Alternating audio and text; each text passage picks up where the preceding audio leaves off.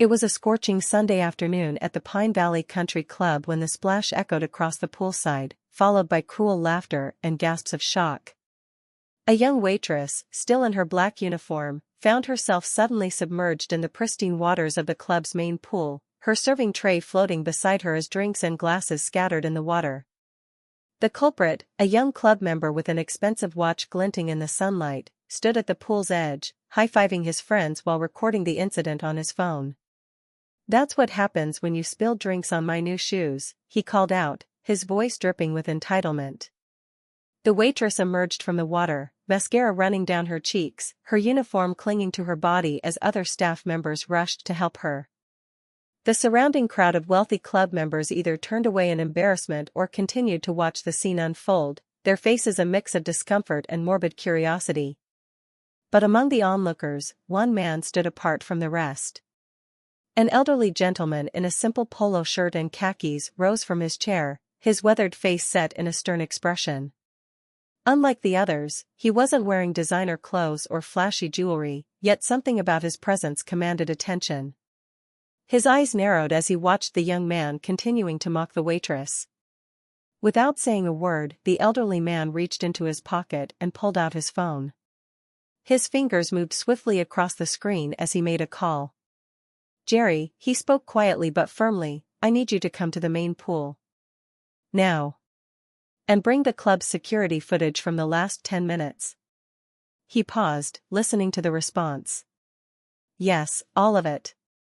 And get me the membership files of everyone involved in this incident."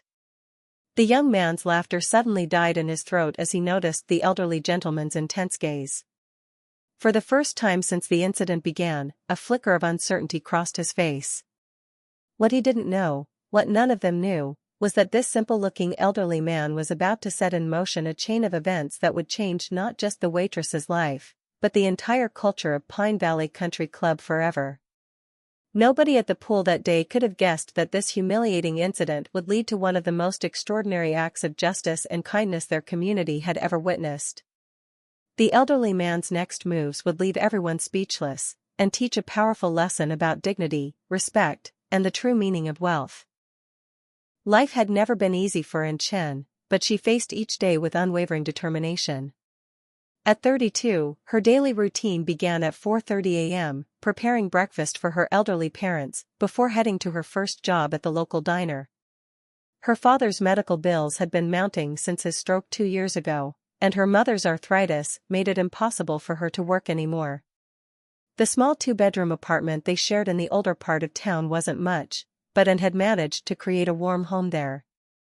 Photos of her parents in their younger days adorned the walls, along with her daughter Lisa's artwork from school. 10-year-old Lisa was the light of Anne's life, inheriting her mother's resilient spirit and her grandparents' gentle wisdom. Between shifts at the diner and Pine Valley Country Club, Anne somehow found time to help Lisa with her homework and tend to her parents' needs. Her father, once a proud restaurant owner, now spent his days in a wheelchair, while her mother struggled with the simplest household tasks. The family's savings had been depleted by medical expenses, forcing Anne to take on more work. The job at Pine Valley had seemed like a blessing at first. The tips were better than the diner, and occasionally, generous members would leave extra for the staff.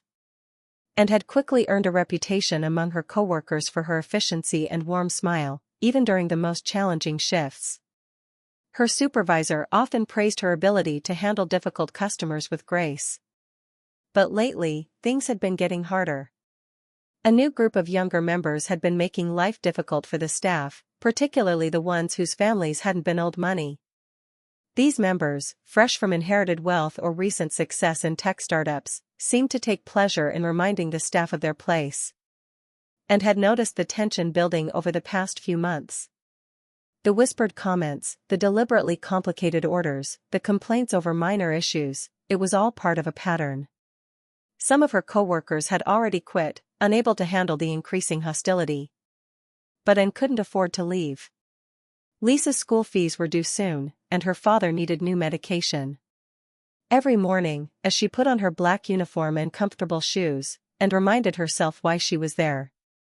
She thought of Lisa's dream of becoming a doctor, of her father's proud smile, despite his condition, and of her mother's gentle encouragement. These thoughts gave her the strength to endure the long hours and occasional humiliation.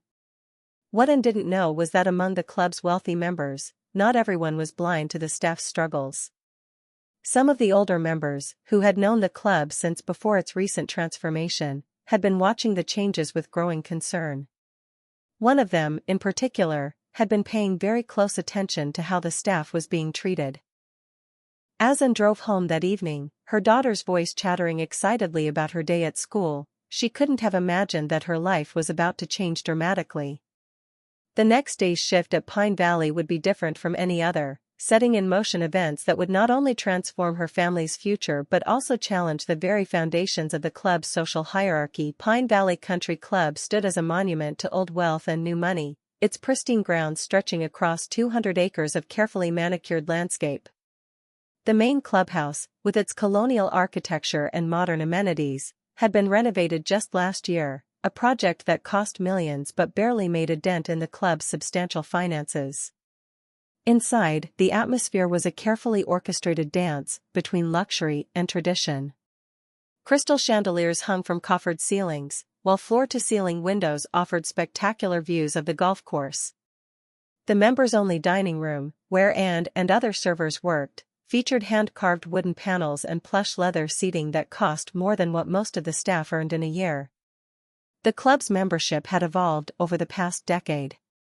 The old guard, families who had been members for generations, still maintained their presence, but they were increasingly outnumbered by younger members who had made their fortunes in technology and real estate. This shift had brought about subtle but significant changes in the club's atmosphere. Robert Thompson, the elderly gentleman who had witnessed the pool incident, had been observing these changes with growing concern. As one of the club's longest-standing members, he remembered when Pine Valley was known not just for its exclusivity, but for its sense of community and respect for all who worked there. The staff break room told a different story from the opulent main areas. Located in the basement, it was a stark contrast to the luxury above: fluorescent lighting, worn furniture, and a temperamental coffee maker that had seen better days. Here, the servers and other staff members would gather between shifts, sharing stories and supporting each other through difficult encounters with demanding members.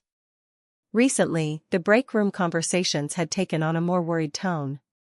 Veterans like Mrs. Wilson, who had been handling the club's coat check for 20 years, spoke of how things used to be different. The younger staff members listened with a mix of curiosity and resignation, wondering if they should start looking for other jobs.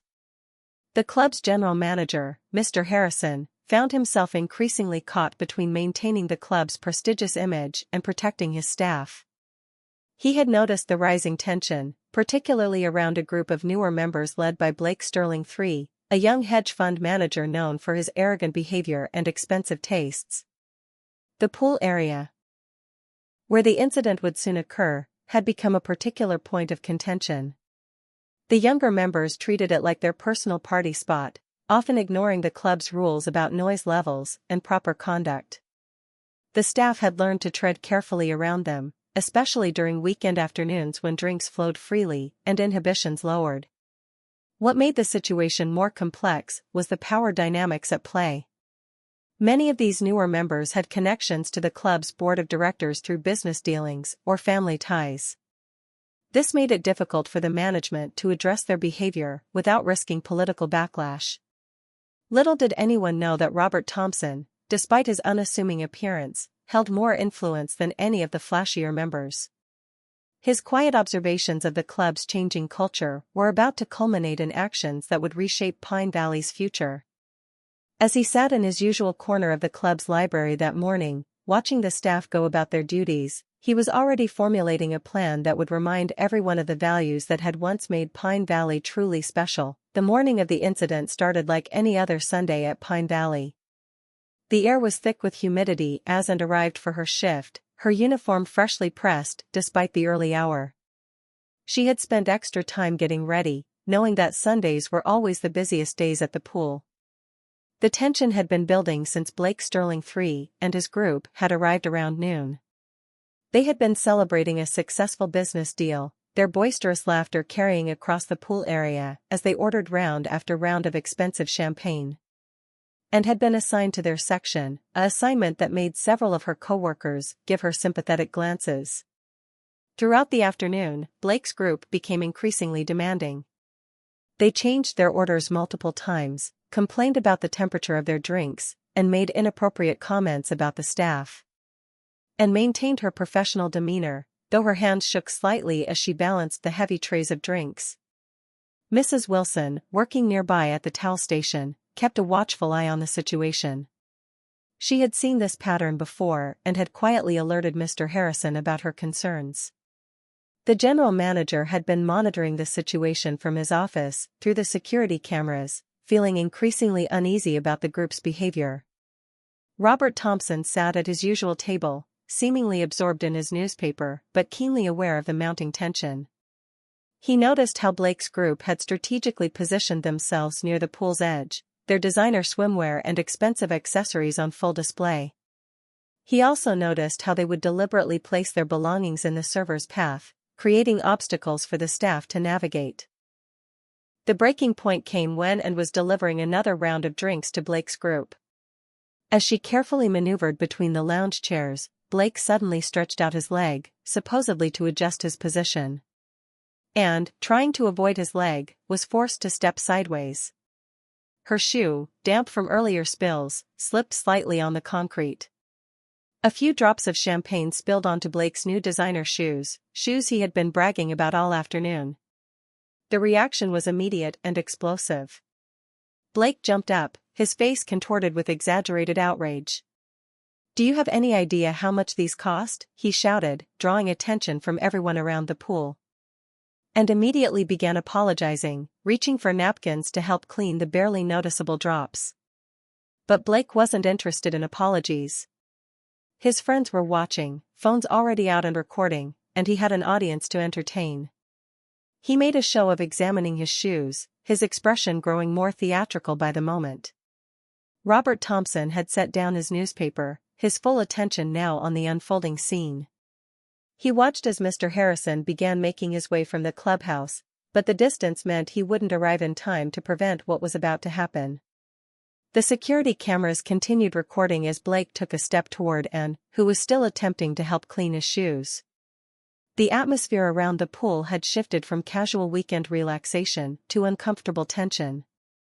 Other members had stopped their conversations, some looking away in embarrassment, others unable to tear their eyes from the scene.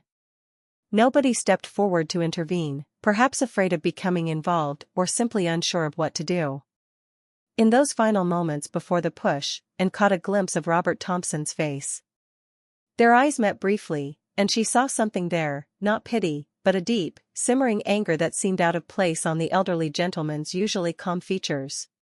She had no time to process this observation before Blake made his move, and the afternoon erupted into chaos. The aftermath of the pool incident spread through Pine Valley Country Club like wildfire.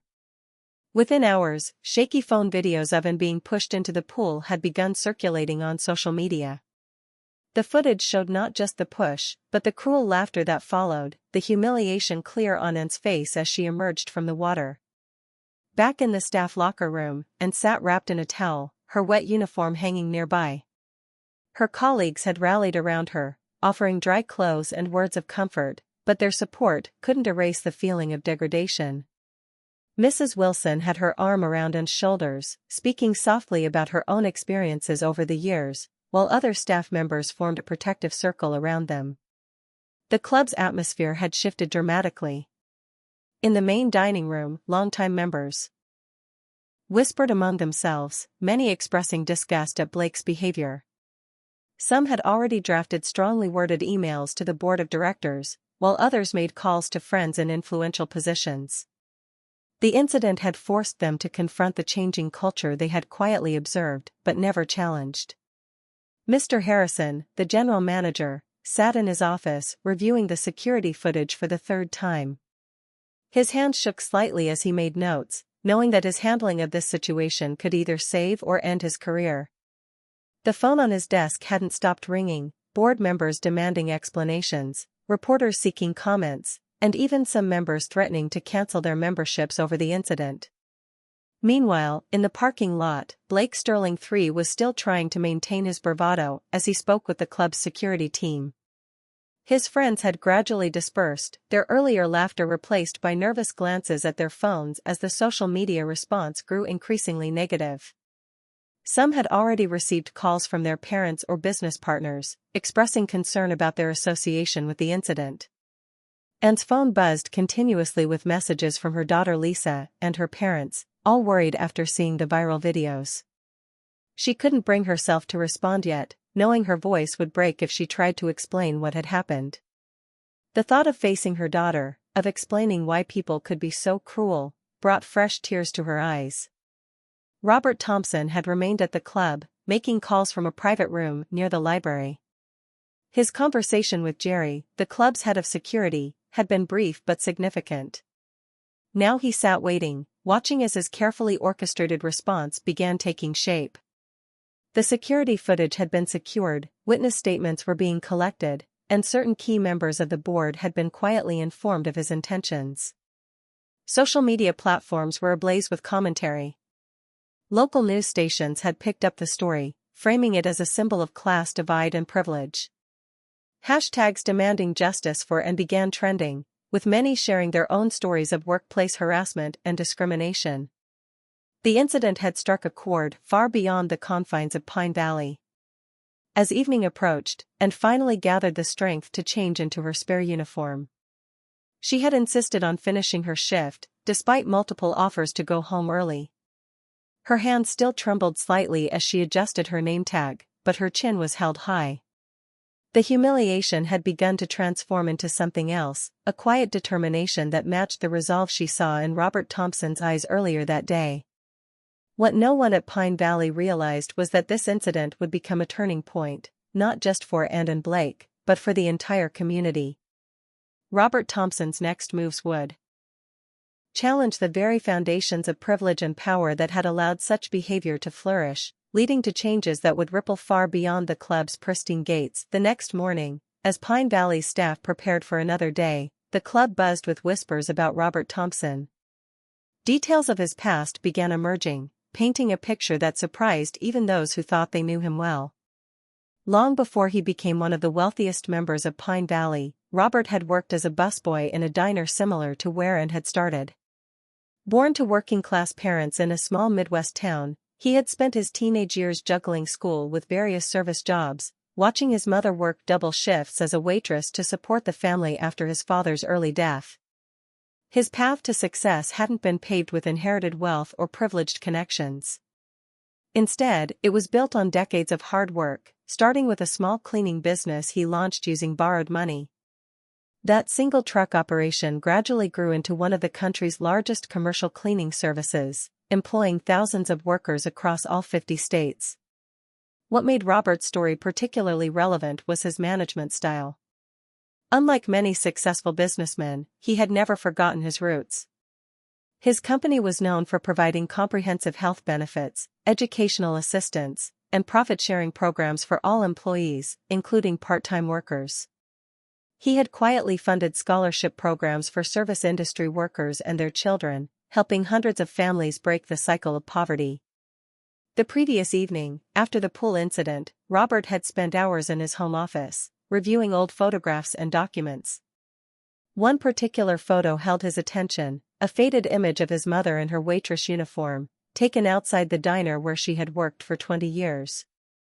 The parallel between her story and Anne's situation struck him deeply. His secretary had worked late into the night, gathering information about Anne's background. The details of her struggle, caring for elderly parents, raising a daughter alone, working multiple jobs to make ends meet, reminded him of his own family's struggles. But it was her dignity in the face of humiliation that had truly caught his attention.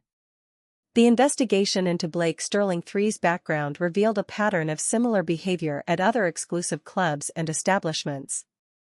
The young man's family connections had repeatedly protected him from consequences, fostering a sense of invulnerability that had culminated in yesterday's incident. Robert's own rise to wealth had taught him valuable lessons about the true meaning of class and dignity. He had witnessed firsthand how wealth could corrupt, how it could create an artificial barrier between people who were, at their core, not so different from each other. The incident at the pool had brought these observations into sharp focus. As he prepared for the emergency board meeting he had called for that afternoon, Robert reviewed his planned proposal one final time. His influence at Pine Valley went far deeper than most realized. He was not just a member but a majority shareholder in the club's ownership group, a fact he had kept quiet for years, preferring to observe and understand rather than assert his authority. Today, that would change. The documents spread across his desk represented more than just a response to a single incident of cruelty. They outlined a complete restructuring of Pine Valley's culture and operations. But first, there would be justice for Anne, delivered in a way that would send a clear message about the true meaning of wealth and character. Robert straightened his tie, tucked a worn photograph of his mother into his breast pocket, and headed for his car. The time had come to remind everyone at Pine Valley that true class had nothing to do with the price of one's shoes or the size of one's bank account. The emergency board meeting at Pine Valley Country Club began precisely at 2 p.m. The boardroom, typically a place of casual discussion about golf course improvements and membership fees, crackled with tension. Robert Thompson sat quietly at the end of the table, watching as Blake Sterling III and his father were escorted in by security. What happened next left everyone in the room speechless. Robert stood, his presence commanding attention despite his unassuming appearance. He began by playing the complete security footage of the incident, followed by a detailed presentation of Anne's background and circumstances. Then, he revealed his true position at the club and delivered his ultimatum. Effective immediately, he announced, his voice steady but firm, "I am establishing a $5 million employee assistance fund for Pine Valley staff." The board members shifted uncomfortably in their seats as he continued. "This fund will provide educational scholarships, medical assistance, and emergency support for all our employees and their families." But Robert wasn't finished. He turned to face Blake directly. "Your membership is permanently revoked," he stated. "However, I'm offering you a choice. You can either face legal charges for assault, or you can spend the next year working as a server here at Pine Valley, experiencing firsthand what it means to be on the other side of such behavior." The room erupted in murmurs as Robert revealed his most surprising move yet. He had arranged for Anne to be promoted to a newly created position, Director of Staff Relations. Her role would include overseeing the Employee Assistance Fund and implementing new policies to protect workers' rights at the club. Anne, who had been quietly sitting in the corner of the room, fought back tears as Robert explained how her experience and dedication made her the perfect candidate for this position. The salary would be enough to ease her family's financial burdens, and the flexible hours would allow her to care for her parents and daughter. Blake's father, his face red with anger and embarrassment, started to protest, but Robert silenced him with a raised hand. "Your son's actions weren't just cruel, they were a symptom of a larger problem we've allowed to fester here. Today, that changes." As the meeting progressed, Robert outlined more changes: mandatory sensitivity training for members, a zero-tolerance policy for harassment, and a complete restructuring of the club's service staff benefits. The old guard board members, many of whom had known Robert for years, nodded in approval, while the newer members sat in stunned silence. By the time the meeting concluded, Pine Valley Country Club had been transformed. The story of the waitress pushed into a pool had become something much more significant, a catalyst for genuine change in a place where privilege had too often been confused with character. Outside the boardroom, Anne stood in the hallway, still processing the events that had just unfolded. Robert approached her, reaching into his pocket to pull out the worn photograph of his mother in her waitress uniform. As he shared his own story with Anne, both of them understood that this was more than just justice being served. It was a reminder that true wealth lies in how we treat others. The transformation of Pine Valley Country Club over the next few months became a story that spread far beyond its gates. What had started with a viral video of cruelty transformed into an inspiring tale of change and redemption that captured national attention. Local news stations ran feature stories about the club's revolutionary employee assistance program. Business magazines highlighted Robert Thompson's approach as a model for corporate responsibility. The club's membership applications soared, but not from the usual crowd seeking status. Instead, they came from people who wanted to be part of something meaningful. Blake Sterling III's journey proved particularly compelling. His first day as a server had been a humbling experience.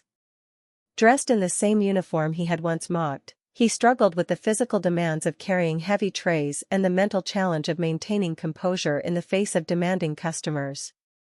Mrs. Wilson, showing more grace than many thought he deserved, took him under her wing, teaching him the skills she'd perfected over decades. Anne's new role as Director of Staff Relations flourished beyond anyone's expectations. She implemented changes that improved both working conditions and service quality. The basement break room was renovated into a comfortable staff lounge, complete with a small library and computer station for employees taking online courses through the scholarship program. The ripple effects touched lives far beyond the club's employees. Lisa, Anne's daughter, no longer had to worry about her mother working double shifts. She proudly told her classmates about her mom's new position and how she was helping other families like theirs. Anne's parents received the medical care they needed, and her father's condition showed marked improvement with access to better treatment. Other exclusive clubs in the region began adopting similar policies, pressured by members who had heard about Pine Valley's transformation. Robert Thompson found himself invited to speak at business conferences, sharing his vision of how wealth could be used to lift others up rather than push them down. The club's culture shifted dramatically. The artificial barriers between members and staff began to dissolve. Members now greeted servers by name, asked about their families, and took genuine interest in their lives. The annual Staff Appreciation Dinner, once a perfunctory event, became one of the most anticipated gatherings of the year. Perhaps most surprisingly, some of Blake's former friends, inspired by his transformation, began volunteering at local community centers and mentoring underprivileged youth. The very phones that had once recorded Anne's humiliation now captured moments of genuine connection and kindness. One afternoon, as Robert sat at his usual table overlooking the pool, he observed a scene that brought a smile to his face. Anne was conducting a staff training session, her confidence evident in every gesture. Nearby, Blake efficiently served drinks to a group of members, handling their requests with patience and professionalism. The pool area, once a symbol of division, had become a place where dignity and respect prevailed. The true measure of Pine Valley's transformation, however, wasn't in the headlines or policy changes. It was in the small, daily interactions that showed how a single act of justice, combined with genuine compassion, could reshape an entire community's understanding of wealth, worth, and human dignity. 5 years after the infamous pool incident, Pine Valley Country Club hosted a special anniversary celebration of its transformation. The event wasn't held in the formal ballroom but rather spread across the entire club grounds, with members and staff mingling freely under the warm summer sky. And, now a respected figure in both the club and broader community, stood at the podium sharing the club's achievements. The Employee Assistance Fund had helped over 200 families, sending 48 children to college, including her daughter Lisa, who was now studying pre-med. Her parents, seated in the front row, beamed with pride as she spoke about the legacy of change. Blake Sterling III, who had long since completed his year of mandatory service, had chosen to remain involved with the club in an unexpected way. He had established a mentorship program connecting privileged youth with working-class families, helping bridge the social divide that had once seemed unbridgeable. The arrogant young man who had pushed Anne into the pool was unrecognizable in the humble, compassionate leader he had become. Robert Thompson, now in his early 80s, watched the proceedings with quiet satisfaction. The changes he had initiated at Pine Valley had sparked a movement, with similar programs being adopted at exclusive clubs across the country. His company's model of employee care had been studied by business schools and implemented by corporations worldwide. Mrs. Wilson, who had finally retired after 25 years of service, returned for the celebration. She spoke movingly about the transformation she had witnessed, from the days when staff were treated as invisible to the current atmosphere of mutual respect and dignity.